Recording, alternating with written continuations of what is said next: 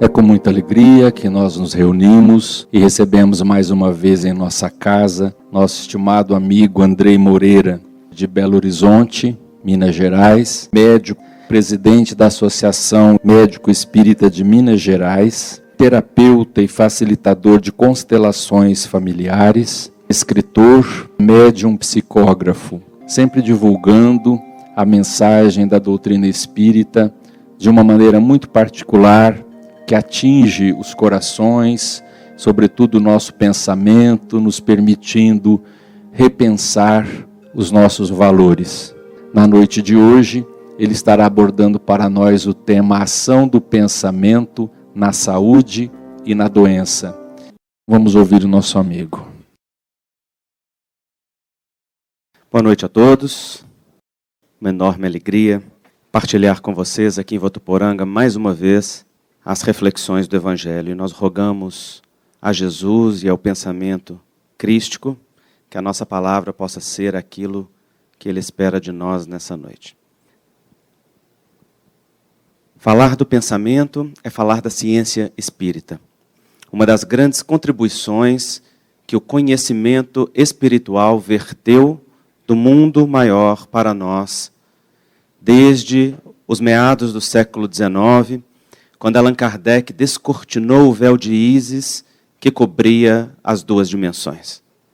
Desde o início dos contatos mediúnicos, os espíritos rapidamente revelaram que o ser humano é um ser divino, por natureza e essência, e dotado de instrumentos igualmente divinos para o seu crescimento e para o seu despertar.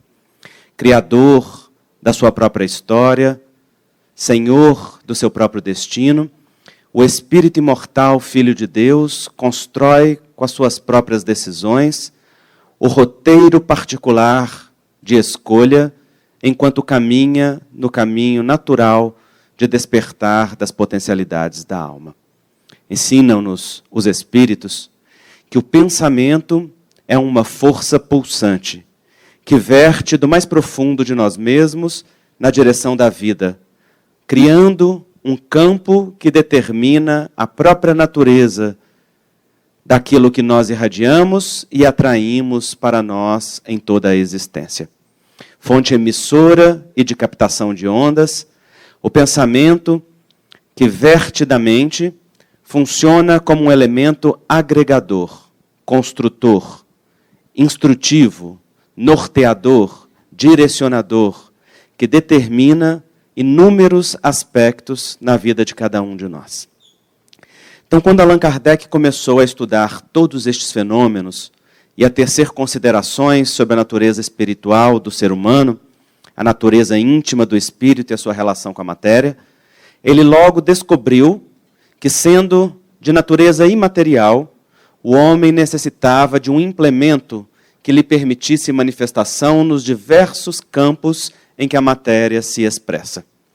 Sendo a vida algo multidimensional, o ser humano necessitava igualmente de um campo magnético que se manifestasse de forma densa o suficiente para que pudesse ser matéria tangível nos diversos universos quânticos a que nós temos acesso. Então, Allan Kardec descortinou para nós a realidade do perispírito. Peri, prefixo grego que significa em volta de, e espírito, o princípio inteligente do universo. Peri-espírito, portanto, o conjunto dos corpos materiais que envolvem o espírito, permitindo que a essência, que é inteligente, se expresse através do mundo material, no qual cresce, evolui e progride. Isso é particularmente importante para nós esta noite, porque o pensamento não é um subproduto da neurotransmissão cerebral. Não é um subproduto da química do nosso cérebro, nem daquilo que funciona apenas no nosso organismo físico. Ao contrário, o cérebro é subproduto do pensamento. Ele age de acordo com o que o pensamento norteia. Porque o pensamento, em essência, verte da mente. E a mente não se encontra no cérebro físico. A mente se encontra no corpo mental. E o corpo mental é um dos corpos que compõem este conjunto que Allan Kardec denominou perispírito. Dali, a mente verte o pensamento como se fosse a sua secreção eletromagnética, fruto da ação da vontade do espírito que o direciona para o fenômeno vida em todos os campos. Então, do campo mental, vêm as ondas de pensamento que percorre todos os corpos espirituais até atingir o corpo físico e dar-lhe função. O cérebro funciona para a mente à semelhança dos equipamentos de um computador para o seu funcionamento. Para que tenhamos um computador funcionante, não basta que nós tenhamos as peças, o maquinário em ordem, porque este é essencial para que o computador exista, mas ele necessita que uma inteligência venha utilizar-se de toda esta maquinaria e dar-lhe um impulso útil. E para isso existem os softwares, os programas, a inteligência do computador, que utilizando-se de todo o equipamento, faz com que ele funcione de acordo com o que necessita aquele que o opera. Da mesma forma, o cérebro, como grande maquinário do campo material, funciona para o espírito como as peças essenciais de que nós necessitamos para expressar o pensamento neste campo material denso no qual momentaneamente nos encontramos. O pensamento, portanto, como um software, como um programa divino, vertendo da vontade do espírito, percorre os corpos espirituais e imanta o cérebro físico de impulsos eletromagnéticos específicos, fazendo com que esta ou aquela área se ative mais ou melhor, agora ou em outro momento, de tal maneira que o influxo do pensamento do espírito, no mais profundo, faz toda a governança do cérebro físico, de tal maneira que o funcionamento equilibrado do cérebro na produção neuroquímica, dos neurotransmissores, das substâncias que ele necessita para comunicar entre um neurônio e outro, é resultado do equilíbrio daquela corrente magnética que aporta desde os campos espirituais mais profundos. Igualmente, o desequilíbrio dos neurotransmissores, que se traduz no campo físico como expressão de enfermidade, tal qual acontece na depressão, no pânico, na fobia, nas angústias, nos estados de apatia, são resultado do influxo do pensamento que verte do mais profundo como expressão do espírito. De toda forma, é o espírito que somos, o senhor do corpo físico, aquele que governa, aquele que direciona todo o seu funcionamento. De forma didática, eu trouxe algumas imagens do artista plástico americano Alex Grey, que nos ajuda a melhor visualizar e compreender este fenômeno. Alex Grey é particularmente notável pela capacidade de traduzir nas suas imagens o universo físico, o universo imaterial, desde a realidade vital do corpo etérico até a realidade espiritual nos corpos mais sutis. E aqui vocês podem ver, então, nesta imagem, dois seres. Nós vemos ali os músculos, as artérias, as veias. Nós vemos também os ossos. Vemos todos os nervos, como estes canais amarelos que irrigam toda a face nos impulsos elétricos que comandam o corpo. Vemos os canais brancos, que são os chamados meridianos ou nadis, dentro do conhecimento da medicina chinesa, e aqueles circuitos por onde a energia vital circula, os pontos específicos, que são os pontos de acupuntura, onde se utiliza para os estímulos específicos no campo vital, e vemos ali do centro a onda do pensamento vertendo do mais profundo no centro do nosso cérebro, a espraiar-se por todo o ambiente interno e externo do cérebro físico. Aquele ponto central, que funciona como um portal, que funciona como um transdutor das energias mais profundas do espírito para a matéria mais superficial, é a glândula pineal. A glândula pineal, que René Descartes chamou de a sede da alma, é o portal da vida mental. André Luiz a descreve no livro Missionários da Luz e vai nos dizer que é ela que faz o intercâmbio entre as vibrações mais sutis do corpo espiritual e as vibrações mais densas do corpo físico, pois por ela passam as ondas de pensamento, irradiando-se para as zonas corticais do cérebro e também irradiando para o ambiente. Vejam vocês que estas ondas se superficializam e saem pelo centro da testa deste homem e desta mulher, naquilo que os orientais denominam de terceiro olho, aquele que estaria entre as nossas sobrancelhas e seria correspondente ao que nós em Espiritismo estudamos com o nome de chakra frontal.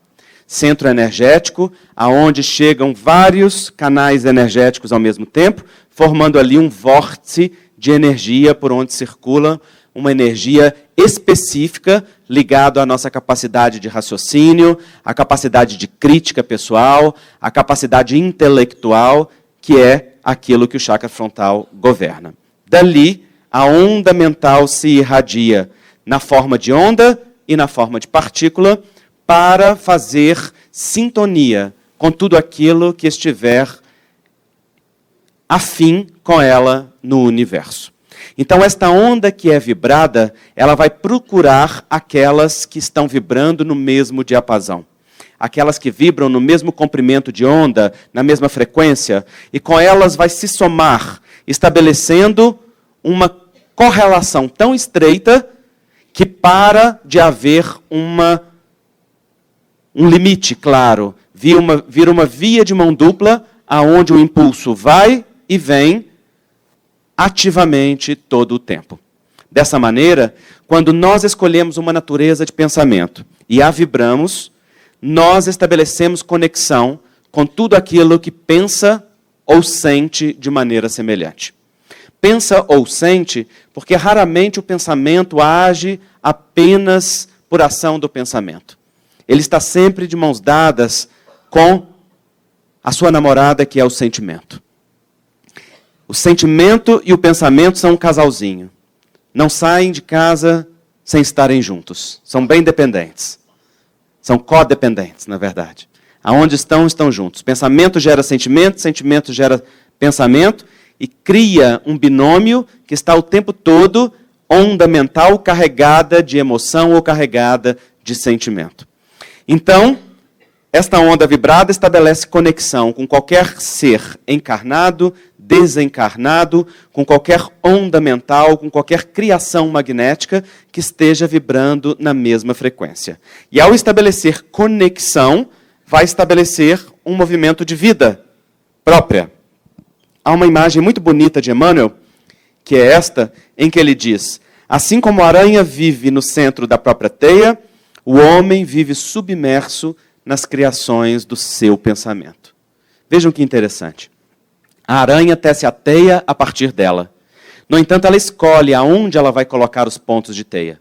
Mas uma vez que ela escolha e trance aqueles fios, forma uma teia na qual ela vive no centro. Esta teia é para ela o espaço de locomoção, de captação de alimento, de proteção, de vida. Tudo que tocar a teia, toca a aranha. Tudo que a teia captar é introjetado pela aranha. De tal forma que se uma presa ali cai e nela se enrosca, ela será naturalmente comida por aquela aranha, porque se mantendo naquela teia, é naturalmente por ela digerida e absorvida. O mesmo acontece conosco. Ao escolher uma natureza de pensamento, nós estabelecemos conexão. E esta conexão vai buscar os seus pontos afins. Mas uma vez que esses pontos afins estejam estabelecidos, nós formamos uma rede quântica, uma rede energética, uma rede magnética. E vivemos no centro dessa teia pulsante, que capta a todo momento elementos de vida que nos atingem. Pensamentos semelhantes, ideias, emoções, espíritos, ondas, e nós vivemos ali, no centro da própria teia, atraindo ou repulsando experiências ou circunstâncias de acordo com o campo magnético que nós vibremos. Então vejam vocês esta imagem em que Alex Grey representa um homem em estado de oração.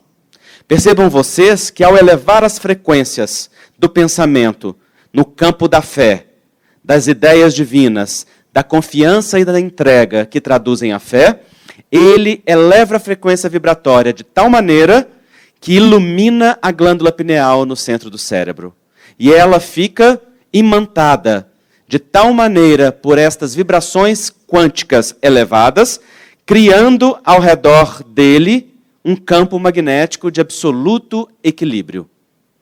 Aquela auréola dos santos que nós vemos representados na arte, nada mais é do que este campo magnético elevado percebido pelos videntes ou por aqueles que têm uma capacidade de perceber a realidade energética do ser humano. Porque de natureza superior, este campo irradia luz em sintonia com a luminosidade das esferas superiores. O mesmo acontece conosco todas as vezes que nós elevamos o pensamento através da comunhão com o Pai.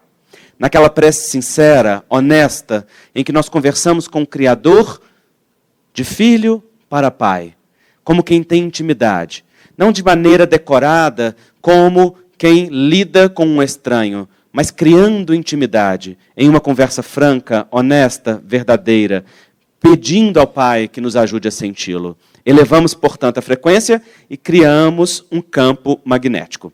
Naturalmente, tudo que este campo magnético receber como influência irá se traduzir em impulso eletroquímico que vai atingir o nosso corpo físico. Afinal de contas, todo este campo magnético está diretamente ligado ao nosso organismo material. Os espíritos nos ensinam que cada chakra, cada centro energético que está no corpo etérico e que recebe todo este quantum de energia absorvido pelo campo que nós criamos, está diretamente ligado a uma glândula e a uma parte do sistema nervoso, periférico ou central. Então, quando nós estabelecemos conexão com um espírito que pensa semelhante e passamos a usufruir deste intercâmbio, nós vamos receber as ondas também de pensamento e sentimento deste espírito. E isto vai virar no nosso corpo físico um impulso eletroquímico nas glândulas e no sistema nervoso. De tal maneira que nós vamos nos sentir calmos ou agitados, serenos ou enraivecidos. Vamos nos sentir angustiados ou leves, de acordo com a natureza da energia que nós captamos e que se traduz como influência para nós. Vejam vocês que se nós criamos o campo magnético e atraímos quem está na mesma frequência, nós não somos vítimas nunca. Nós somos os autores do nosso próprio destino. Nós somos os senhores da nossa história. De tal maneira que não cabe vitimismo. Pois é este campo que nós irradiamos que atrai para nós as oportunidades que temos, as pessoas que conhecemos, as circunstâncias que nós costumamos denominar de sorte ou de azar, de oportunidade ou de perda de oportunidade. E assim, este campo determina a vida ao nosso redor. Há pessoas que por vezes dizem assim, eu não sei o que me acontece, eu mudo de cidade, eu mudo de namorado, de marido, de esposa, e a mesma coisa me acontece. Eu mudo de centro espírita e a mesma coisa me acontece lá no outro centro espírita. Eu mudo de cidade, eu mudo de país e continuo vivendo as mesmas coisas. É que para onde você vai, você leva você consigo mesmo. E continuando a vibrar o mesmo campo magnético do seu pensamento e do seu sentimento, continua a atrair a mesma natureza de vida que tem. Por isso, nós escolhemos o que cultivamos. Há pessoas que cultivam todos os dias lamentações, vitimismo, estados pessimistas, negativos. Há pessoas que se alimentam todos os dias, seja nos jornais, nas revistas ou nas redes sociais, daquilo que é podridão, daquilo que é negativo, das notícias ruins, das coisas doídas que aconteceram no mundo, dos crimes, das coisas mais difíceis, e vai introjetando tudo aquilo. E depois não sabe por que é que está deprimido, por que é que está num estado de angústia, por que é que está com dores físicas no corpo inteiro, por que é que está com pensamentos repetitivos de destruição, de desistência, porque se alimenta deste campo continuamente e produzindo a mesma natureza de onda, naturalmente bombardeia o seu cérebro com aquela qualidade de informação quântica. E o cérebro, como belo obediente que é, vai realizar tudo. Então é necessário que a gente cuide da seleção do que cultivamos no nosso pensamento. Que nós façamos a higiene mental todos os dias, para saber que natureza de ondas e de pensamento nós vibramos. Explica André Luiz que onde há pensamento, há correntes mentais. E onde há correntes mentais, existe associação. Toda associação é interdependência e influenciação recíproca. No momento em que eu penso, eu crio onda. Mas, se eu penso aqui no amor, tem outra pessoa ali também pensando no amor, outra pessoa lá pensando no amor, outra lá, e esta mesma qualidade quântica gera uma corrente de pensamento de amor, a qual eu me manto e vou absorver também as suas características. Mas se eu penso no ódio, na vingança, se eu penso na mágoa, se eu penso no mal que me fizeram, no mal que desejo fazer, então, naturalmente, eu vou me imantar aquelas correntes de pensamento, de mágoa, de dor, de dificuldade, de rancor, que vibram no universo. E vou receber-lhes as influências, passando naturalmente a ficar perturbado nas minhas emoções e no meu sentimento, até que eu mude o padrão de vibração que está dentro de mim. Então, pensou, associou a uma corrente mental. Às vezes nem é espíritos. Tem gente que acha que está o tempo todo influenciado por espíritos, quando está, às vezes, somente obsediado pelas correntes mentais com as quais se associa. Porque uma vez que eu me ligo a este depósito de pensamento, que é uma corrente mental, eu passo a absorver dela o mesmo quantum de informação. E aquilo vira uma retroalimentação. E às vezes aquele sentimento que era desse tamanhozinho, dali a pouco está assim, ó. Às vezes aquela coisa que começou pequeno, ganha um negrito. Igual de computador, né? De repente a gente vê que está mais forte, que está mais visível, que está ganhando mais espaço dentro de nós. E quando a gente vê, já tomou conta dentro da gente.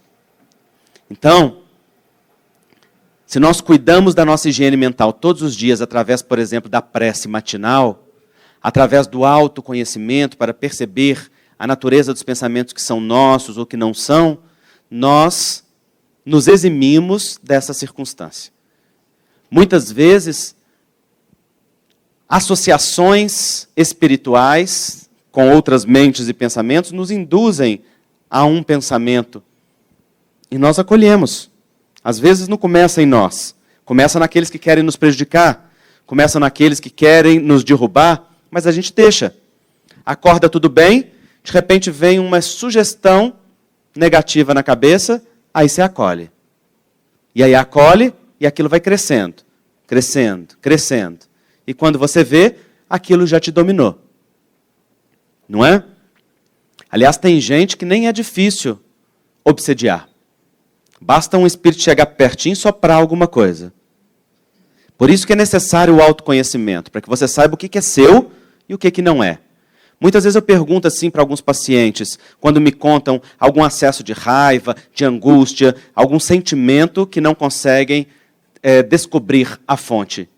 São pessoas que já têm o hábito do autoconhecimento, que já estão trabalhando consigo mesmo, um mergulho profundo em si mesmo, e não conseguem encontrar de repente algo que a tomou de repente. E eu sempre pergunto, mas isso é seu? Ou você absorveu isso de alguém?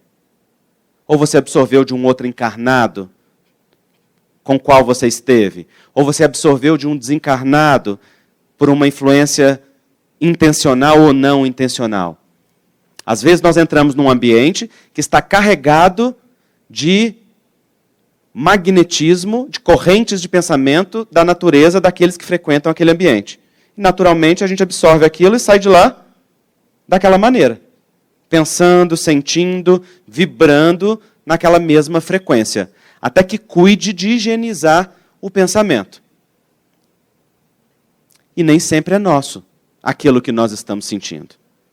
A gente, por exemplo, que é tão ciumenta, que é tão possessiva ou possessivo, que vigia tanto o namorado, o marido, a esposa, a namorada, que um espírito não precisa muito, não. É só chegar perto e encostar, esperar aceitar aquele calorzinho dele, chegar perto do ouvido e perguntar, cadê ele? Não precisa mais. Depois o resto a pessoa faz. E o espírito conhecendo o que é a predisposição de cada um de nós, o que eles fazem? Eles só induzem. Mas se naquele primeiro cadê ele, você já perceber a indução daquilo que é seu, você diz para você mesmo, não importa cadê ele, importa que eu controle a minha necessidade de saber cadê ele. E aí você vigia a si mesmo e bloqueia, naturalmente muda a frequência e não estabelece sintonia. De noite, nós vivenciamos várias coisas fora do corpo. Quando voltamos para o corpo, muitas vezes voltamos com as correntes de pensamento com as quais nos sintonizamos durante a noite. Aí acordamos com bem-estar ou com mal-estar daquelas coisas que nós vivenciamos fora do corpo. E quantas pessoas acordam com mal-estar e se permitem seguir com aquele mal-estar ao longo do dia? Ora, se você acorda com fome, você vai para o trabalho sem permitir a você mesmo alimentar-se para cuidar do corpo? Como é que você vai conseguir concentrar no seu trabalho se o corpo estiver necessitado? O mesmo acontece com o nosso pensamento. Se nós não paramos para vigiar o nosso pensamento e a natureza do que vibramos, nós vamos sofrer um influxo natural daquilo ali. E, naturalmente, vamos ficar escravos daquelas correntes mentais. Mas o pensamento não se conecta apenas a correntes mentais. E eu estou falando primeiro de como o pensamento age fora, para depois a gente entender como que ele age dentro. Porque tudo está interconectado. O pensamento não se conecta apenas a ondas. O pensamento também produz formas e objetos fora de nós. Os espíritos nos explicam que ao nosso redor, na realidade espiritual, há um fluido base chamado fluido cósmico universal. Esse fluido é plástico, esse fluido é maleável, ele sofre a influência do pensamento e ele se transforma naquilo que o pensamento lhe dá forma. Então eu penso, se o meu pensamento é rápido e é fugaz, isso aparece na minha tela mental como se fosse um relâmpago. Acende e apaga. Mas se eu penso com frequência ou com constância em algo, aquilo não somente aparece e apaga, fica na minha tela mental como se fosse um filme. E se ganha mais força, seja, por exemplo, de um conteúdo emocional que eu associo àquele pensamento, ou de uma intensidade mental grande, então ele toma forma ao meu redor e pode tomar uma vida temporária. Então, se eu penso, por exemplo, numa maçã, e esse pensamento é rápido, a maçã aparece e desaparece no meu campo mental. Um espírito que está do lado pode perceber o que eu penso, seja observando os relâmpagos que se formam no campo mental, seja auscultando diretamente o meu campo mental através do seu magnetismo ou da sua mente. Mas se eu penso naquela maçã com força contínua, então aquela maçã vai ganhar existência. E ela vai ficar aqui gravitando no meu campo magnético, imantada a mim, durante um tempo. Qual tempo? O tempo em que ela tiver combustível. Qual é o combustível que alimenta essa forma mental? É o combustível emocional que eu coloco ou a força contínua do pensamento que a sustenta. Qual é o conteúdo que vai lá? É o que aquela maçã significa para mim, quem me deu aquela maçã, o que eu quero com aquela maçã, não é? Então, por exemplo, a bruxa da Branca de Neve tem uma maçã contínua aqui, ó, do lado do seu pensamento, não é? Por quê? Porque aquela maçã para ela é tudo o que ela quer fazer com a Branca de Neve, não é verdade? Então, qualquer espírito que chegar pertinho dela, vê uma maçã gravitando, que traduz-se pelos conteúdos de quê? Desejo de vingança, desejo de fazer mal, desejo de destruir, não é? Só usando aí um conto de fadas para dar um exemplo. O mesmo acontece conosco, ao nosso redor. Então eu gosto muito dessa imagem, porque nessa imagem tem um resumão desse processo todo que eu estou falando. Então vejam vocês. Aqui nós temos o indivíduo com seu campo de pensamento e sentimento. Vejam que ele produz um campo magnético aqui de coloração azul, que é extenso e que o envolve todo. Dá para você saber aqui o que é sentimento e o que é pensamento? Sim ou não? Misericórdia, vocês estão no corpo, gente? Sim ou não? Dá? Então me mostra, onde é que começa o pensamento, onde que está o sentimento? Dá para diferenciar? Não, não dá. Você só vê um campo magnético inteiriço, não é? Porque ele é formado de tudo que ele irradia do sentimento com tudo que ele irradia do pensamento. Percebam vocês que se envolve o corpo inteiro dele. Tem uma coloração azul, que representa aqui uma qualidade, nesse caso um campo magnético elevado, e aí o que acontece? Ele atrai outros que estão na mesma sintonia. Então aqui vocês veem um mentor espiritual, que a gente vê aí um espírito destacado que está irradiando sobre ele o seu pensamento. Esse mentor tem alguma coloração diferente do campo magnético dele? Não. Dá para você ver aonde começa o campo magnético dele e aonde termina o do mentor? Não. Por quê? Porque eles estão intimamente associados. Aqui está acontecendo um transe mediúnico natural. As energias são de tal maneira afins que este homem está sob a influência direta desse espírito sem perceber. Afinal de contas, ele está na casa dele pintando um quadro. Ele não está na reunião mediúnica, não está dando passe, ele não está em nada que seja um processo mediúnico. Ele está numa atividade comum. Podia ser qualquer um de nós fazendo qualquer coisa. Mas não é apenas o mentor que está aqui. Vocês veem lá em cima várias outras pessoas, que neste caso aqui estão representados por artistas, cientistas e pensadores da humanidade, que vibram em qual coloração? A mesma do seu campo magnético. Então aqui, aqueles outros espíritos também o influenciam diretamente.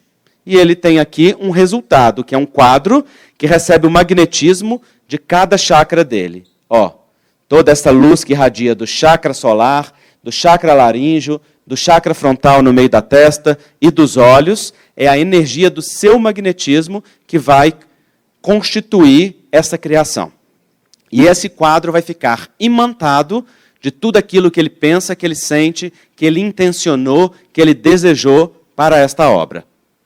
No entanto, ele também absorve alguma coisa diretamente do alto, ainda mais alto do que aquele mentor, que é aquela abertura cônica que vocês veem ali no centro da cabeça dele, que vai direto até a glândula pineal dele.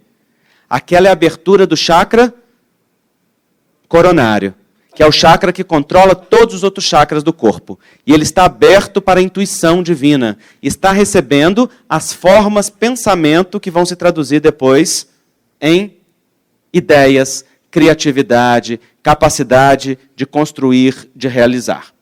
Então este homem, no processo da criação, está com o campo magnético ativado por si mesmo, em associação com seu mentor, com os espíritos afins que atrai e captando do alto aquilo que ele precisa.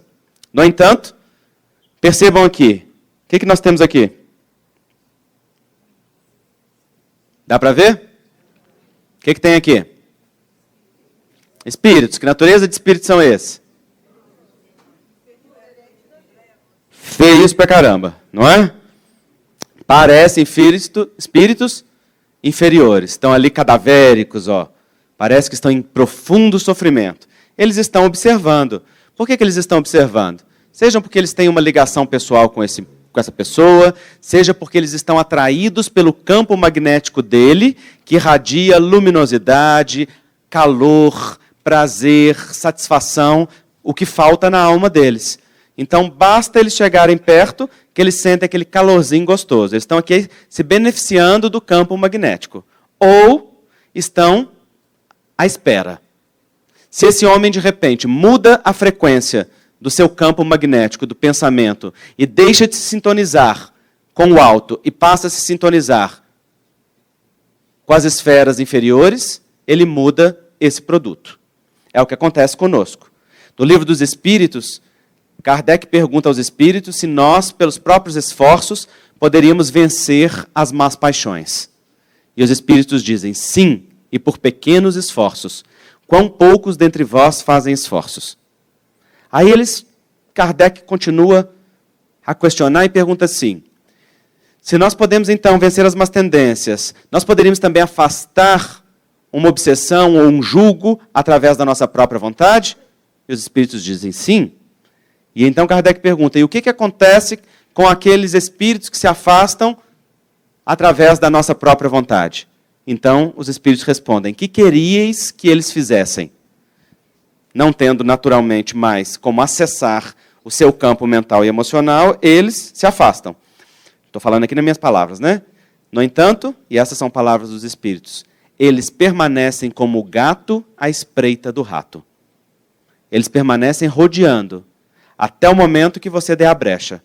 Deu a brecha, eles estabelecem sintonia. Como que a gente dá a brecha? Quando às vezes eles jogam uma isca e a gente morde. Quando às vezes alguma circunstância da vida, do dia a dia, faz a gente mudar o padrão vibratório.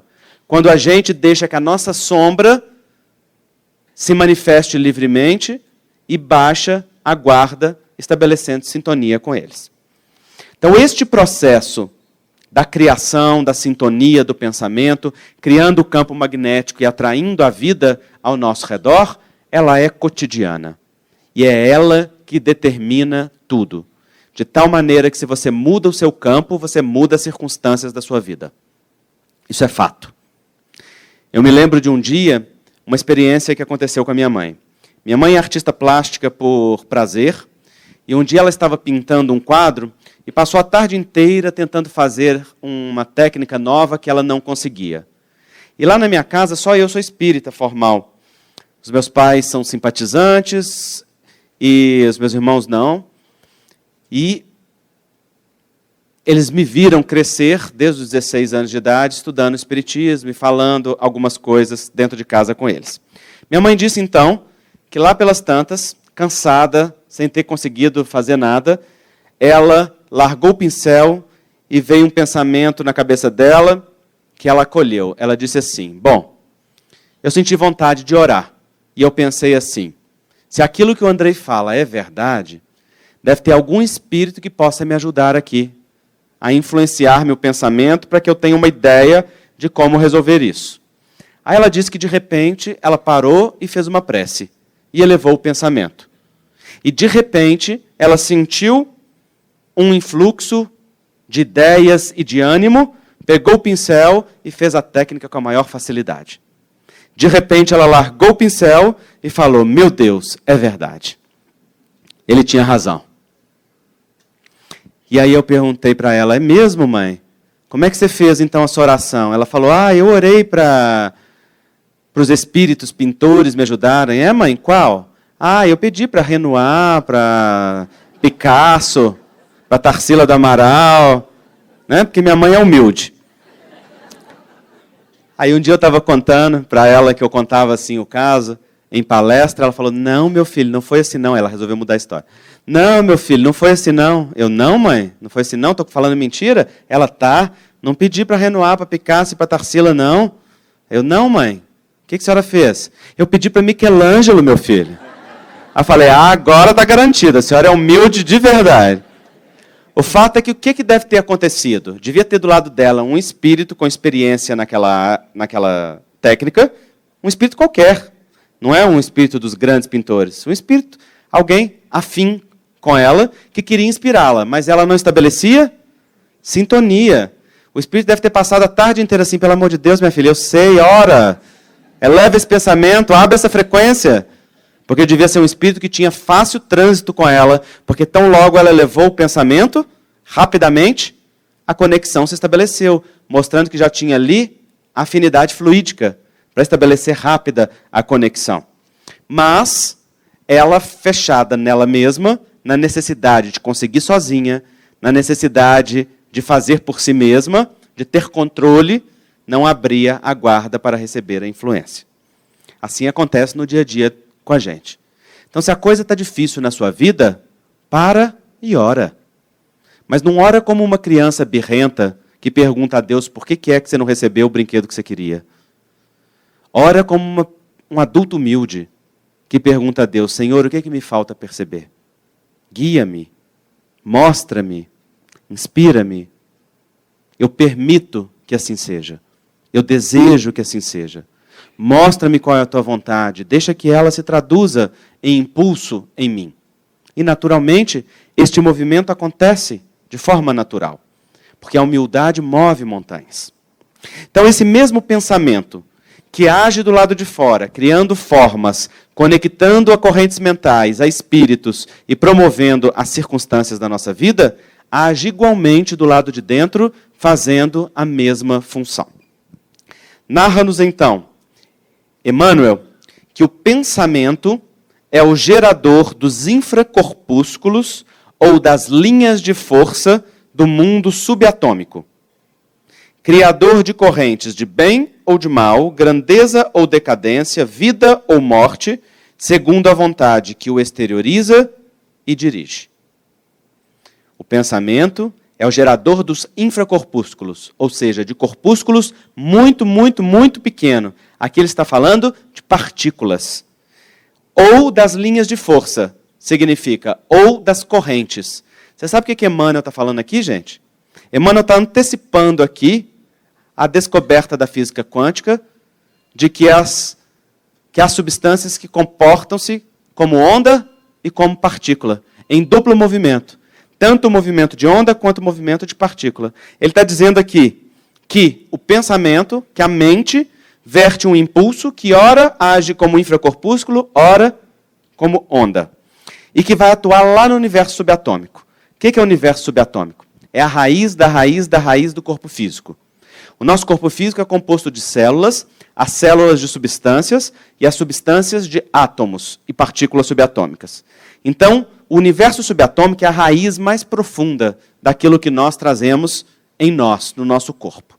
Quer dizer que o pensamento verte lá do campo mental, imanta os corpos espirituais e chega ao corpo físico como se viesse lá do mais profundo do solo, a semelhança de um terremoto que pode fazer sentir aqui na superfície a força do seu tremor. Se nós temos um abalo lá nas placas tectônicas, lá no mais profundo da Terra, aqui em cima tudo chacoalha, não é assim? Pois o pensamento está promovendo o tempo todo esse terremoto lá embaixo e chacoalhando as substâncias nas nossas células. Isso significa direcionando como que as coisas funcionam dentro da célula. Então vejam aqui uma célula. Essa é a menor unidade do nosso corpo. Ela é formada por essa parte roxinha, que é o núcleo, e por esta outra grande parte, que é o citoplasma. Emmanuel está dizendo que o pensamento vem lá de baixo, move o universo subatômico e altera as substâncias ali dentro, modificando a produção de proteínas, modificando a produção de tudo que a célula determina. Será que a medicina, será que a biologia molecular hoje concorda com isso? Ou tem alguma informação que corrobora isso que o Espiritismo diz? Até o ano 2000, nós tínhamos uma expectativa de que, conhecendo todos os genes do corpo humano, nós encontraríamos a chave para a vida, a chave para a complexidade da vida humana. E quando o projeto Genoma terminou no ano 2000, nós descobrimos que nós temos poucos genes a mais do que uma mosca da fruta. Ou, às vezes, menos do que alguns insetos, ou do que um pé de milho. Então descobriu-se que não é o número de genes que determina a complexidade da vida, mas a interação desses genes. Como que eles funcionam e como que eles criam novos genes. A capacidade de promover mutação, modificação, de dar uma ordem e essa ordem ser mudada. Isso o organismo humano tem com uma sabedoria que não existe nos outros seres. Então, começou um outro estudo chamado epigenética. Epi significa acima de. Então, é aquilo que está acima da genética. O que está acima da genética? que a biologia vem descobrindo. É um conjunto de moléculas que sinalizam para a célula o que deve acontecer dentro dela. Hoje, a medicina e a biologia molecular sabem muito bem que no sangue circulam uma série de moléculas que se ligam à membrana da célula e produzem uma cascata de informação lá para dentro. Então, aquela membrana fininha, azul, que vocês estão vendo ali, que envolve toda a célula, é essa daqui, aumentada. Então, isso aqui que vocês veem embaixo é só aquela película azul ampliada, mostrando os fosfolipídios da membrana, mostrando as proteínas da membrana, que funcionam como canais, não é? Mostrando os açúcares que estão ali conectados como antenas para poder captar as informações. O que acontece? Aqui fora, nós temos uma veia carreando o sangue, nós temos um espaço entre uma célula e a outra, que chama espaço intersticial entre as células, e o que acontece é que desse sangue, as moléculas passam para esse espaço, grudam nestes sinalizadores de membrana e criam uma série de mensagens que vai lá para dentro da célula. É como se fosse, sabe aquelas brincadeiras que a gente vê na internet, quando as pessoas colocam um monte de carta em sequência, aí dá um clique em uma e tudo vai caindo dentro de um formato complexo que eles criaram? É o mesmo movimento. Uma conexão molecular ali na membrana gera toda uma cascata de informação que vai lá para dentro. E o que essa cascata de informação faz? Ela comunica ao núcleo que genes devem ser ativados ou desativados. Ou elas alteram uma ordem que saiu lá de dentro do núcleo para ser executada no citoplasma. O núcleo funciona como se fosse o gerente da empresa, o presidente, e o citoplasma como se fosse o pátio. Lá de dentro sai a ordem, lá no citoplasma se executa. Antigamente a gente pensava que isso funcionasse como se fosse uma monarquia. Dentro daquele núcleo estava um rei que mandava, ninguém discutia. E hoje a epigenética nos informa que a célula não é uma monarquia. A célula é uma democracia. Lá dentro do núcleo tem verdadeiramente alguém que manda. Os genes estão lá e eles mandam. No entanto, na hora que eles chegam, que a mensagem vem para o citoplasma, o povo discute a ordem. Se tiver de acordo, executa. E se não tiver? Faz greve, impeachment, não é? Protesto, bota nas redes sociais, faz de tudo. Então, hoje, a medicina sabe muito bem que são as moléculas que ativam ou desativam os genes. Somente 5% dos genes estão permanentemente ativados, não se desligam nunca, porque eles mantêm a vida. Os outros 95% são igual interruptores de luz. Tem que ir um dedo lá ligar ou desligar. E que dedo é esse? Essa cascata de informações que as moléculas determinam. E de onde vêm essas moléculas? Que agora é que é o segredo, né? Se são elas que verdadeiramente mandam, de onde que elas vêm? Elas vêm de tudo que nós comemos, bebemos, passamos no corpo, de tudo aquilo que nós ingerimos. Mas a maior das descobertas e mais fenomenal é que a maioria delas são produzidas dentro de nós mesmos. Quando nós temos pensamentos, sentimentos e ações. Então, hoje a medicina está dizendo que a maior parte das moléculas que governam as nossas células físicas, ativando ou desativando genes, vem do nosso comportamento, da decisão que nós temos e tomamos na vida. Ora, o Espiritismo diz que o pensamento que vem lá do corpo mental produz correntes de pensamento que chacoalha o universo subatômico ali, modificando as substâncias dentro da célula, consequentemente ativando ou desativando genes. Não é?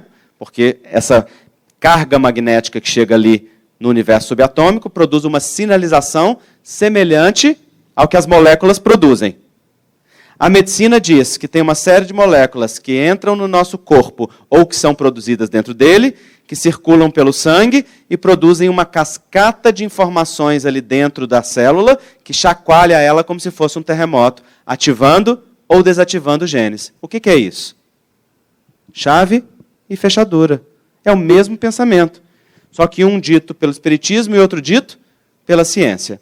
Não só o Espiritismo confirma tudo o que a ciência tem descoberto, como ainda diz mais. Não só as moléculas atuam modificando as substâncias, como a corrente magnética do pensamento e do sentimento atua diretamente sobre as células. A diferença é que a medicina tem descoberto isso nos últimos 20 anos, enquanto o Espiritismo já afirma isso nos últimos 50, com a informação de André Luiz. Muito antes da ciência descobrir. E a ciência ainda está atrás daquilo que o Espiritismo diz. Ainda vai cada vez mais comprovar o que André Luiz nos trouxe, que foi um verdadeiro vanguardista nas informações científicas espirituais. O que nós estamos aprendendo com isso, gente? Que nós controlamos as células do nosso corpo. Então vamos pensar numa forma prática. A depressão. A depressão é genética? Sim ou não?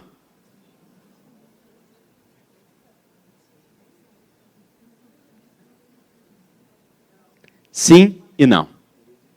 Ela tem uma predisposição genética? Tem. Uma pessoa que tenha um deprimido grave na sua família tem 7 vezes mais chance de ter depressão do que um outro que não tenha. No entanto, essa predisposição genética, ela é destino? Significa, se eu tenho esses genes, eu vou ter depressão? Não. Então, ao mesmo tempo que ela tem uma base genética, essa base genética não é destino. Por quê?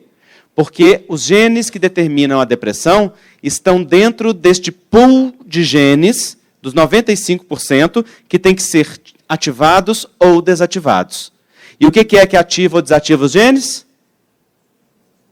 Pensamento, sentimento e as moléculas que circulam no sangue. Então, esses genes vão ser ativados ou não de acordo com o meu comportamento, de acordo com o campo mental e emocional que eu estabelecer, de acordo com as atitudes que eu estabelecer. Então, podem ter atitudes físicas que ativam esses genes? Podem.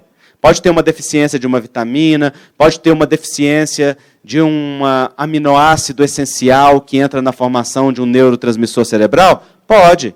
Se eu tiver uma dieta pobre, né, como se eu tiver uma falta vitamínica, uma desnutrição grave, eu vou ter sintomas que são consequentes a essa falta de moléculas que viriam da alimentação.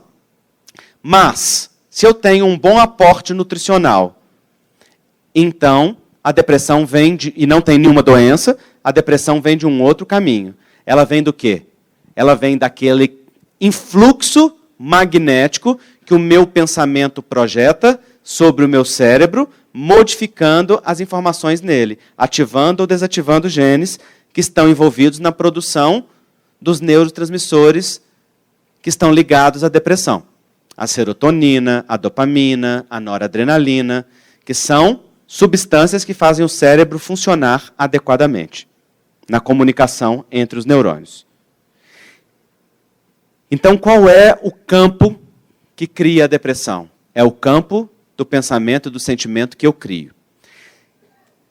Mas, se ao longo de uma depressão eu mudo o campo do pensamento, do sentimento, e mudo a forma como a minha célula é influenciada por este campo magnético, eu mudo o destino daquela ativação. Eu começo a desativar os genes que estão ligados à depressão. Naturalmente, os neurotransmissores começam a ser produzidos mais, em maior número, em maior quantidade, e eu vou me recuperando. Por isso, a depressão, os genes ligados à depressão, é uma predisposição, não é um destino. Eu posso reencarnar com essa predisposição? Posso. Eu posso reencarnar com essa predisposição porque eu herdei isso organicamente mesmo. Eu posso herdar isto porque eu solicitei essa prova, ou porque ela é consequência à carga magnética que está no meu corpo espiritual. De qualquer forma, eu posso ter essa predisposição em mim. É como se fosse um armazém. Está lá. Agora, quem tira do armazém aquela comida e a prepara e bota na mesa para ser servida, ou seja, quem vai lá ativar esses genes, é a corrente de pensamento e de sentimento que nós temos. De tal maneira que nós não somos vítimas nunca. Somos nós que controlamos o nosso corpo. André Luiz vai dizer assim: se é possível hipnotizar a mente humana, com mais propriedade operar-se-á a magnetização das células para determinados efeitos no seu ajustamento. Vejam que interessante essa fala de André Luiz. Ele está dizendo que assim como a mente pode ser hipnotizada, a célula pode ser hipnotizada através do magnetismo. É isso que a gente faz, por exemplo, quando toma um passe. É isso que a gente faz quando ora. Quando a gente ora, vem um magnetismo do alto que momentaneamente equilibra as substâncias no nosso corpo por força daquele influxo de pensamento divino. Também quando nós tomamos um passe, aquele fluxo de magnetismo que vem da pessoa que dá o passe, associada com o espírito que está junto com ela transmitindo as energias, funciona como um jato magnético que equilibra as minhas células momentaneamente. As células são magnetizáveis. Aí eu saio do passe ou eu saio da oração, me sentindo com bem-estar, me sentindo leve, me sentindo melhor organicamente, aliviado de um sintoma. No entanto, eu vou precisar sustentar aquele hipnotismo celular. Ou eu vou precisar não voltar a bombardear aquelas células com um influxo de desajuste. Então, se eu não mudo o campo mental e se eu não mudo o campo emocional, as células voltam a se desequilibrar. Daí Emmanuel dizer que é muito justo que nós procuremos a casa espírita para tomar passe, para nos reajustar, para nos reequilibrar. No entanto, é essencial que saindo daquela porta para fora, nós tomemos decisões de modificar a nós mesmos. Modificar o nosso pensamento, do pessimismo para o otimismo, da desesperança para a esperança, do pensamento negativo para o pensamento positivo, da falta de esforço para a disciplina que se esforça, do desespero para a coragem. Isso é uma busca interna nossa. Então, nós passamos a magnetizar as nossas células de forma diferente. Percebam vocês, então, que todo o processo de autocura é um processo de transformação interior na mudança dos campos de pensamento e de sentimento. É justo, Andrei, tomar pílulas, fazer cirurgias e buscar transformar o corpo físico? Sem sombra de dúvida. Muito justo. Mas isso basta? Não. Apenas tomar pílulas ou fazer cirurgias ou simplesmente tomar passe é como dar uma demão de tinta em parede mofada. Vai ficar lindo. Por quanto tempo? Até que o mofo apareça de novo. Porque curar a parede é necessário e justo, mas é essencial curar a infiltração, que promove umidade e faz com que o mofo se desenvolva. Pois a parede são as células físicas e a infiltração é o campo magnético, energético, mental e emocional que permite ao desequilíbrio se desenvolver ali. É justo que eu tome pílulas e faça cirurgias para mudar o corpo físico? Justíssimo. É preciso aliviar o sofrimento e buscar o auxílio. No entanto, é essencial que eu proceda à renovação das minhas decisões internas, da minha postura perante a vida, do meu comprometimento com o bem, com o belo, comigo mesmo, inicialmente através do auto-amor, aprendendo a fazer por mim o que eu preciso, para depois também fazer pelo outro o que o outro precisa, servindo a vida, e com isso mudando o influxo que magnetiza as minhas células. Esse é o processo de autocura. Por isso, cura e autocura são sempre uma só e a mesma coisa. Nós nos autocuramos à medida que nós nos renovamos. Então, o que eu posso fazer enquanto eu estou em tratamento médico? Como que eu posso ajudar a mim mesmo para que aquele medicamento tenha uma melhor ação em mim? Para que aquela cirurgia, aquela intervenção magnética ou qualquer outro procedimento me ajude da melhor forma?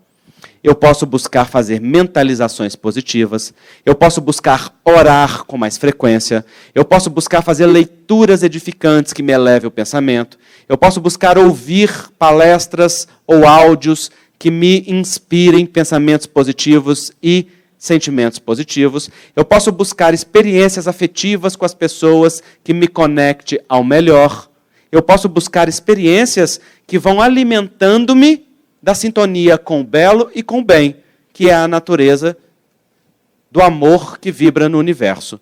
Quando eu faço isso, Primeiro, eu mudo a minha onda mental e eu passo a me sintonizar com aquilo que está na mesma frequência. Então, passo a atrair para mim estas ondas amorosas.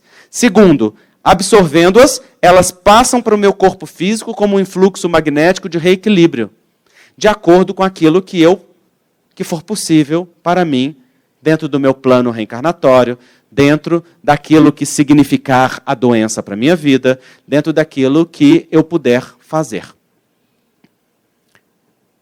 Então, a mudança de atitude é a grande medicação da alma. E é por isso que o Evangelho de Jesus é um medicamento por excelência.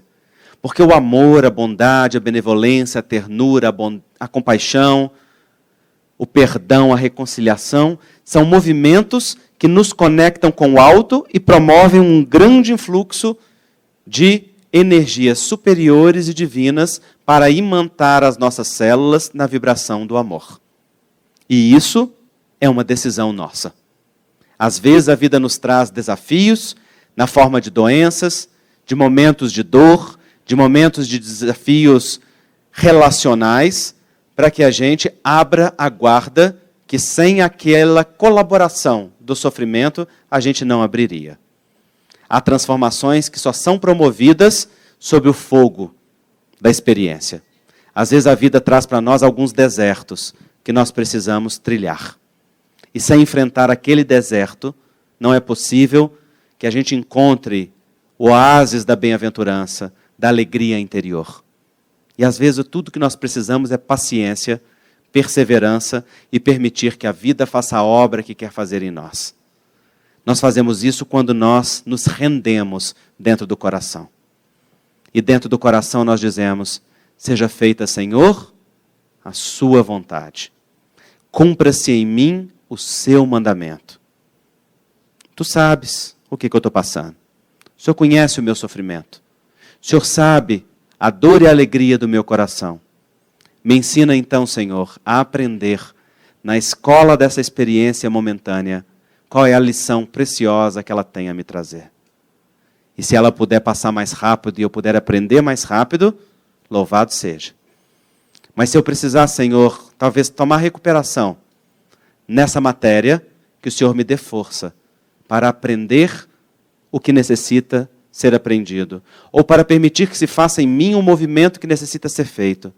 Porque às vezes não se trata de aprender algo, mas se trata de permitir que um movimento se execute.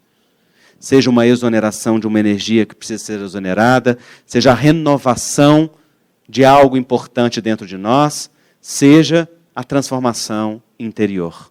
Às vezes, o período de dor, de dificuldade, de luta, é um casulo em que a lagarta vai transformar-se em borboleta. Às vezes não há nada para ser espiado ali. Às vezes não há nada para ser expurgado.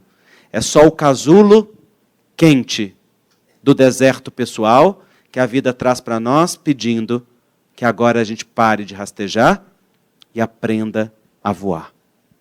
E se a gente deixa que as asas sejam consolidadas no calor destas provações, aprendendo com elas, louvando a vida pelas lutas, pelas dificuldades ou por qualquer coisa que aconteça, então este casulo pode fazer a alquimia da transformação mais rápido. E a gente pode permitir que aquilo que precisa ser feito em nós seja realizado com mais brandura, com mais ternura, com mais amorosidade, com mais paciência, com mais calma do que talvez tem sido. E isso é quando o nosso coração diz: cumpra-se em mim, Senhor, o teu mandamento. Seja feita a tua vontade. Eis-me aqui. Mostra-me o que me compete fazer pela minha autocura neste momento. E mostra-me, Senhor, com a brandura e a serenidade do teu amor.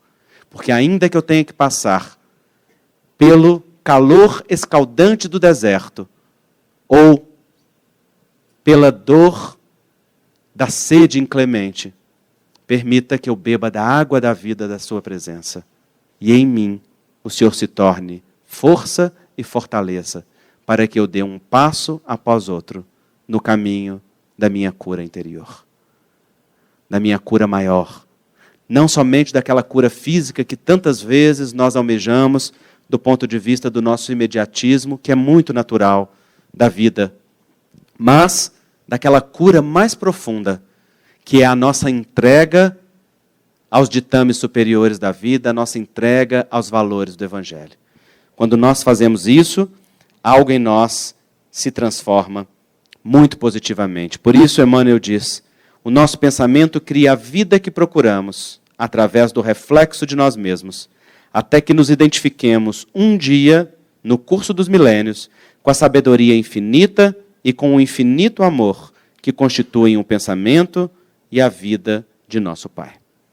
Estamos crescendo e a vida, através da ciência espírita, nos convida a renovar a nós mesmos, transformando os padrões do sentimento e do pensamento. E para isso Jesus nos legou um instrumento maior que ele chamou de amor. A força renovadora da existência. Aquele que ama, sintoniza-se com o belo e com o bem.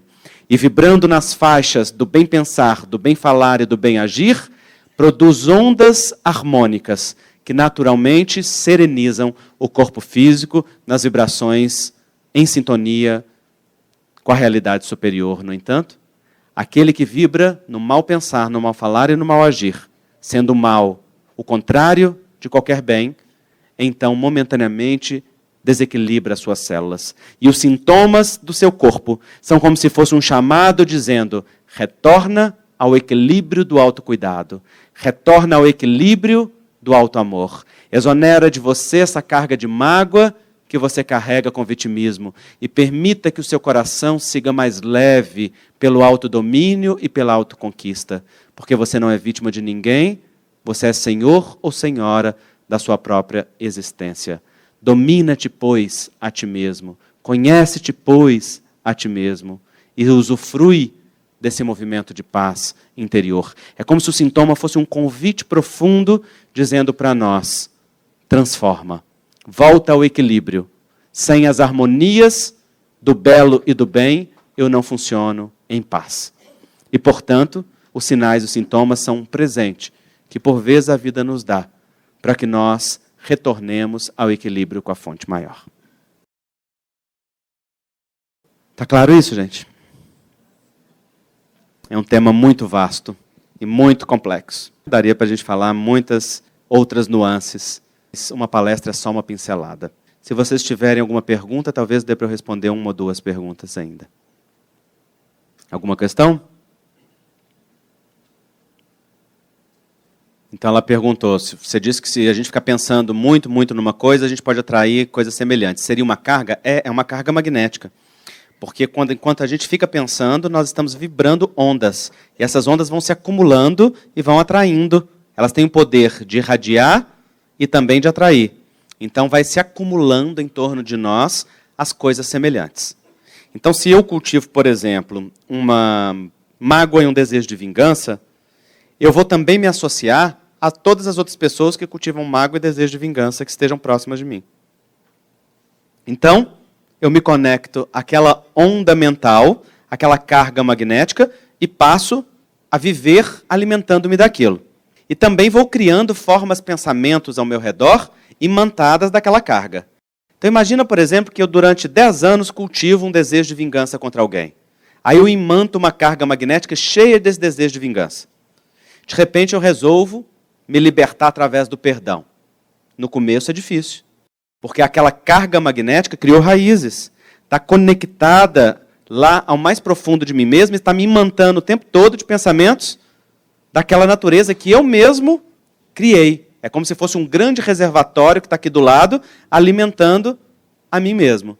Precisa, portanto, que eu tome decisão frequente, persistente na transformação, para conseguir mudar o padrão vibratório e permitir um campo magnético que faça com que aquela carga seja exonerada, ou seja, afastada de mim por repulsão natural, ou que os próprios espíritos possam retirá-la através de um passe magnético ou de qualquer outra natureza.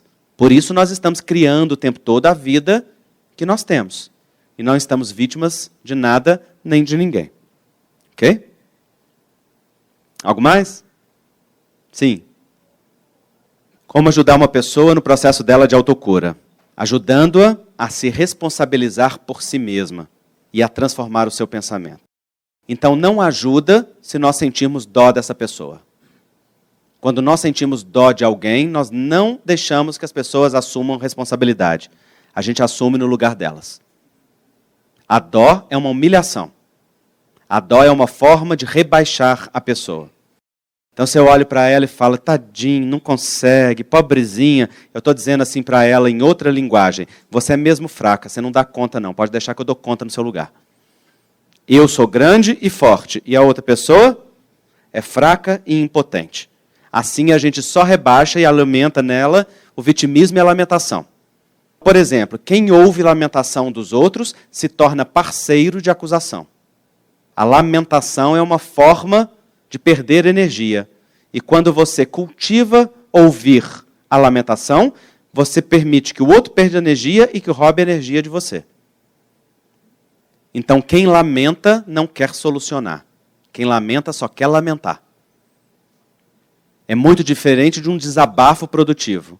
Um desabafo produtivo é aquele que a pessoa não lamenta. Ela partilha com você, buscando a força dela, querendo crescer. Por isso é necessário que a gente olhe uns para os outros com compaixão e não com dó. A compaixão olha para a força. E a força diz para a pessoa, você está momentaneamente necessitada, mas você é forte, você dá conta. E eu te ajudo a recuperar mais força ainda. Vem cá, toma minha mão. Levanta na sua força. Na compaixão eu não substituo o outro. Na compaixão eu me associo ao outro, eu dou a mão para que o outro se reerga. E, portanto, o outro é digno e é grande. E assim a gente verdadeiramente ajuda. Ok? Algo mais? Quem ama não adoece. Uhum.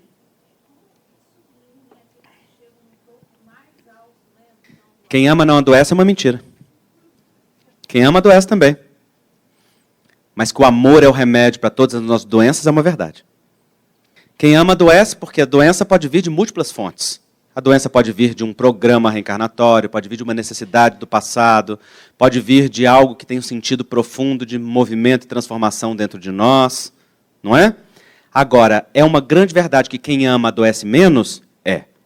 Porque naturalmente não bombardeia o seu corpo com os desequilíbrios da mente e do pensamento e, portanto, só vive aqueles adoecimentos que precisa verdadeiramente viver. Mas quem ama também passa por lutas. Olha Chico Xavier. Você conhece uma criatura que amava mais? E que era mais doente? Tinha de tudo. Angina, olho doente, né? Tinha dor para tudo quanto é lado, né, Divaldinho? Varicela, cachumba. Tinha de um tudo. Mas amava. E por que que tinha? Porque ele solicitou. Porque fazia parte da luta dele, fazia parte do testemunho dele. Então, cada um de nós tem as circunstâncias na sua vida de acordo com aquilo que precisa. Então, a gente usar esse conhecimento para generalizar ou radicalizar não ajuda. Mas é uma verdade que quem ama adoece menos? É. Quem ama se cura mais rápido? Sim. Quem ama tem menos recidiva de adoecimentos? Sim. Quem ama potencializa a ação dos medicamentos e da autocura? Sim, sem sombra de dúvida. Portanto, o amor é remédio. Ok? Muito bem. Então, meus amigos, tudo que eu estou falando para vocês está nesse livro, Cura e Autocura. Este tema de hoje é um capítulo deste livro, e aqui, naturalmente, vocês têm muito mais detalhado do que eu coloquei para vocês. O tema deste livro, que foi o primeiro que eu lancei, é saúde e adoecimento dentro da visão médico-espírita. Logo depois dele, nós lançamos o Alto Amor e Outras Potências da Alma. E esse livro nós brincamos que é o remédio, porque ele fala das virtudes, do despertar das virtudes, da potencialidade da alma. Então aqui tem aquilo que alimenta e abastece o coração. Igualmente o que veio depois, reconciliação, consigo mesmo, com a família, com Deus, aonde tem a integração da filosofia homeopática com a filosofia espírita, a do Evangelho e da constelação familiar, segundo Bert Hellinger, para um movimento de encontro com a nossa essência. Nesse livro, eu abordo a depressão, a síndrome do pânico, o abuso sexual, abordo várias circunstâncias mais difíceis, também abordo a nossa grande doença, que é a desconexão criatura-criador e o movimento de volta para casa, porque este livro tem como mote, tem como tema central a parábola do filho pródigo. Ok? Eu lancei também 2 livros sobre sexualidade. Um é Homossexualidade sob a ótica do espírito imortal, que fala da orientação sexual, e outro sobre transexualidades sob a ótica do espírito imortal, que fala sobre a identidade de gênero à luz da doutrina espírita. São 2 temas muito mal compreendidos, muito cheios de preconceitos. Preconceitos são conceitos prévios que a gente tem sem verdadeiramente se apropriar do conhecimento de algo e sem necessitar ter contato direto com uma situação. São 2 livros que eu sugiro fortemente a vocês lerem. Não importa se você tem ou não tem alguém que viva essas condições na família ou que você mesmo viva, é muito importante saber para opinar adequadamente, sobretudo numa sociedade em que esses temas são tão manipulados e tão mal explicados. O último livro que eu lancei, Amor a 2, Os Relacionamentos Afetivos na Visão Sistêmica e Espírita, tem como tema central a relação de casal. Para quem quiser conhecer um pouquinho sobre constelação familiar, esse livro, 80% dele é sobre constelação e mostra como que os nossos movimentos sistêmicos e de família influenciam na nossa vida, em todos os aspectos, também na relação de casal. Tem os livros do Espírito Dias da Cruz, através da minha psicografia, Pílulas de Confiança, Amor e Esperança. São mensagens diárias para a higiene mental, para culto no lar, para a transformação do pensamento. Tem os livros infantis, de minha autoria, que são de educação emocional e valores humanos. O Jardim Secreto, que fala da timidez, da coragem de se mostrar, de ser si mesmo, da autoaceitação e da autoestima. O Mundo dos Bonecos de Papel, que eu lancei junto com o da homossexualidade, para trabalhar o tema da diferença, do diferente, da inclusão, da fraternidade, prevenção e tratamento do bullying. Os Violões Encantados, que fala do resgate dos sonhos e da esperança através do amor. E aí, Mamãe, Como Nascem as Fadas, que fala das transformações das fases de vida, do período evolutivo, das mudanças. Cada um desses livros vem com atividades pedagógicas para os pais ou educadores ou evangelizadores trabalharem com as crianças. Não tem conteúdo espírita direto, porque é para entrar nas escolas, mas tem conteúdo de valor humano e valor moral, e tem um jogo ou uma atividade no final para poder trabalhar o tema do livro. É um jogo cooperativo. Não tem disputa, ou as crianças ganham juntas ou elas perdem juntas. São livros que têm uma função pedagógica muito importante. A palestra de hoje está gravada em DVD. Doenças ou Transtornos Espirituais, livro em parceria com Divaldo Pereira Franco. Retiramos os temas médicos da obra do Manuel Filomeno de Miranda, e para cada tema falou um médico, um psicólogo e o Divaldo, e aqui nós temos a síntese desse seminário que foi convertido em livro. Tem um estudo muito bom, inclusive, sobre a epilepsia nesse livro. Gestação e Encontro entre Almas, para quem está gestando ou quer gestar, esse é um livro muito lindo da obstetra e ginecologista Cristiane Assis, bastante completo à luz do conhecimento espírita. E o psiquiatra Jaider Rodrigues de Souza, de Paula, aliás, que é da Associação Médica Espírita de Minas Gerais, fundador, ele tem 2 livros muito especiais. Para quem trabalha em reunião mediúnica, eu sugiro este livro, Enigmas da Desobsessão. São técnicas para trabalho com espíritos mais endurecidos em reunião mediúnica. E Saúde Mental, relatos do dia a dia de um psiquiatra espírita, trazem 47 casos da prática clínica do Jaider, várias questões em saúde mental, depressão, esquizofrenia, ansiedade, borderline, bipolaridade, e o que ajudou e o que não ajudou do ponto de vista do tratamento espiritual, das associações. E nesse livro há um caso muito interessante, que é de um esquizofrênico hebifrênico, que é o caso mais grave de esquizofrenia, delira e alucina o dia inteiro, que adoeceu com 9 anos de idade, mora desde então em hospitais psiquiátricos, não teve acesso a livros nem à internet, no entanto falava e escrevia em alemão. E a equipe resolveu estudar o que ele falava e o que ele escrevia. E descobriu-se que eram nomes próprios e explicações sobre esses nomes próprios. Todos os nomes eram de altos chefes do comando nazista. E todas as explicações eram fatos históricos reais. Descobriu-se que esse homem conhecia mais do nazismo do que a equipe inteira junto. Nós tivemos, inclusive, que pesquisar, eu mesmo fiz a pesquisa histórica de cada um, e tive que pesquisar muito alguns para descobrir quem era e entender aquela citação que ele estava falando e ver que o fato era realmente real, que ele conhecia a história do nazismo profundamente. Nós, então, descobrimos que ele se trata da reencarnação de um alto chefe do comando nazista de Auschwitz-Birkenau, um dos maiores campos de extermínio nazistas na Polônia. Enquanto nós estávamos pesquisando a identidade dele, uma certa tarde ele entrou numa sala com uma psicóloga, uma fonoaudióloga e uma terapeuta ocupacional, teve uma calma momentânea, uma janela rara de lucidez e começou a chorar e a pedir perdão. Elas olharam para ele e perguntaram, mas fulano, por que você nos pede perdão? E ele disse, eu peço perdão porque eu mandei vocês 3 para o forno. E as 3 choraram junto com ele. Porque ali depois os espíritos nos disseram que foi um reencontro entre vítimas e algoz. E então, naquela noite, os espíritos nos mandaram parar de pesquisar a identidade dele. Porque aquilo que objetivava as regressões espontâneas já tinha sido obtido e ele começava a entrar em arrependimento sincero. Nós publicamos esse caso com os desenhos, com as fotos dos desenhos, dos registros que ele escrevia, do que ele desenhava na parede, e também os estudos históricos dos personagens, porque a gente considera um caso de reencarnação muito bem anotado pela equipe. Ele, inclusive, depois que nós publicamos esse caso, tem melhorado muito, provavelmente porque tem recebido muitas vibrações carinhosas dos leitores e compassivas diante do sofrimento dele, ele que ainda está exonerando a carga do campo mental para entrar na reparação somente depois. Todos estes livros têm a sua renda integralmente doada para o trabalho espírita. E sustentam também, parte deles, a Fraternidade Sem Fronteiras, que é esta ONG da qual eu faço parte, e muitos de vocês como padrinhos e madrinhas, que acolhe hoje 18 mil pessoas na África, em 6 países, em 11 projetos muito significativos.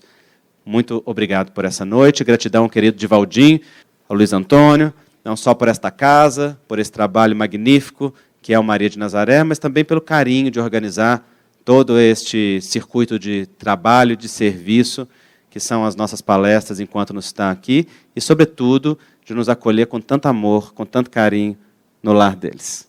Muito obrigado.